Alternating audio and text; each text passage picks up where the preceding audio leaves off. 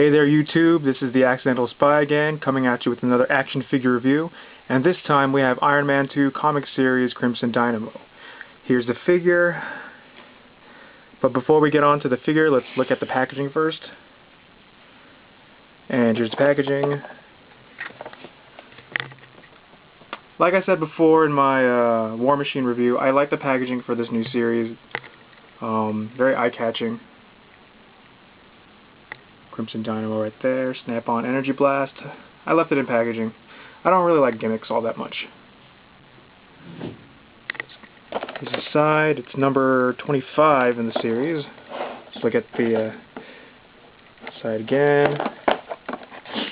And here's the back of the packaging. I really want to get that Stealth Operations Iron Man right there. It's pretty cool. And I'm still planning on getting that Iron Man. And the read-up on the back, Crimson Dynamo. Created by Russian scientist Anton Vanko to perform miracles of electrical control, the Crimson Dynamo was every bit as powerful as Iron Man. Manipulated by his Soviet masters, Vanko very nearly defeated the American hero before he realized his mistake and committed himself to the cause of freedom. So there it is, nice picture of the Crimson Dynamo in the back. Now let's move on to the figure. So here's the figure. Right here, and it's a very nice figure. I'm really starting to dig this Iron Man 2 toy series line, and yeah, it's just nicely detailed. It comes with the base. Let's just see if we can get this guy to stand. There we go. Same base as all the other Iron Man right here. It comes with the 3 cards. Same deal. 3 different cards, put them together. Nice cool little schematic. So put this card out of the way and the base out of the way and move on to the figure itself. Yeah, I love this series. As you can see, the paint detail, it's just straight red, but actually it's not just straight red. The little pieces right here, and right here, and his boots, feet, they're sort of more of a brownish red. And especially here and here, those are brownish red. Nice little touch. There's some paint details here. It's a little bit darker, so you can actually see it right here and right here. Very good paint in the eyes. That could have been really sloppy, but no, it's nice and clean. So nice and clean paint job with a nice metallic red color. From what I can see, there isn't really any bad paint as maybe, well, there's like a few little nick marks right here and whatever, but you know what, it just makes it look kind of more used. It's kind of weird here. They have like, it's brown here, so it sort of, you know, breaks up the look of the armor, but still, for a mass-produced toy, this is, and for the scale that that's in, 3 3/4 inch scale, it's a really nicely painted toy. Now, as far as articulation goes, it has a swivel head, no up and down movement, but it moves nice. It moves left and right nicely. So the arms go up and down like this. They go out pretty well. Elbows, single hinge, but they can also rotate this way. Swivel wrists.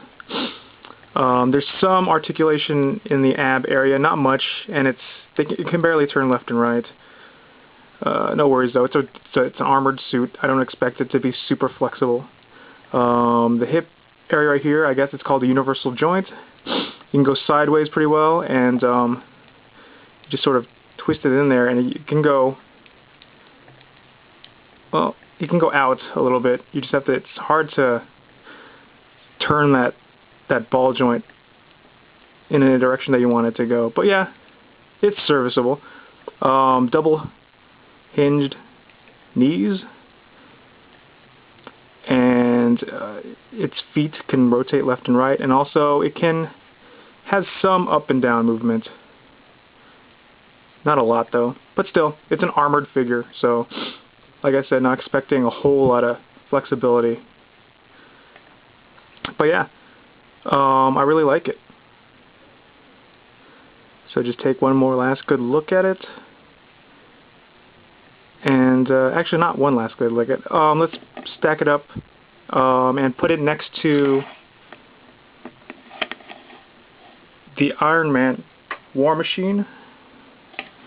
So the Crimson Dynamo is slightly taller. They're both on stands right now, but stands are basically the same. The War Machine is just slightly shorter. If you can see that. So they scale really well to each other, I guess. I don't know how big Crimson Dynamo is supposed to be compared to the War Machine, but yeah, Crimson Dynamo is just slightly taller. Let me bring in another 3/4 inch figure. Here's a G.I. Joe. He's not on a stand, but he's not nearly as tall as these figures. And they're all made by Hasbro, so. But I wouldn't expect an unarmored figure like this to be as tall as an armored figure, so just pretend there's actually somebody in the suit. So yeah, it's actually pretty good scale with the 25th anniversary G.I. Joes. Actually, this is the Rise of Cobra version of Snowjob, but it's essentially a repaint of the 25th anniversary. And here he is. There they are, scaled with Darth Vader. And yeah, Darth Vader is kind of small compared to the Iron Man 2 line, so it doesn't really scale well with the Star Wars figures. But still. Put War Machine out of the way. This Crimson Dynamo, it's a really good figure. I recommend getting them. If you like the comic series, like I do, this is a really good buy. And I believe that Crimson Dynamo was never released during the Marvel Legends run, so this is the only way you can get them in action figure form, as far as I know. So that's my review. I highly recommend this figure, so go out and find him. He's kind of hard to find, so you're gonna have to do some hunting. So there you have it. See you later, YouTube.